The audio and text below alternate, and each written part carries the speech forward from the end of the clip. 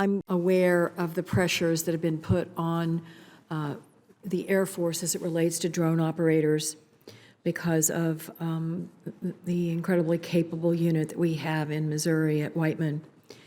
And I know that the Air Force is working on this problem, but it seems to me this is something that we didn't see coming, because now I've learned that the Air Force is actually considering using contractors in order to ease the burden on these drone operators.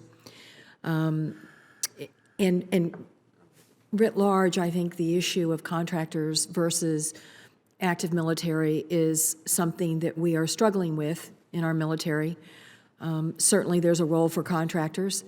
Certainly we all acknowledge there's a role for contractors. Hopefully contracts that have been well scoped and competed and that aren't cost plus and that are overseen with capability and competence, as opposed to what we saw with Corps when I first arrived in Washington in connection with what we were spending in Iraq on particularly logistics support, LOGCAP. So I guess my question for you, Secretary Donnelly, is are you comfortable that we are at a position that we are hiring contractors to do the drone work, which in fact are warfighters? The reason they're under such stress right now is because they're being asked to target and kill the enemy during the day and going home to dinner with their families.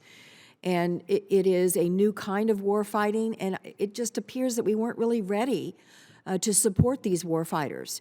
And I'm uncomfortable that the answer is to hire civilians. Your point is well taken. The force has been tremendously stressed.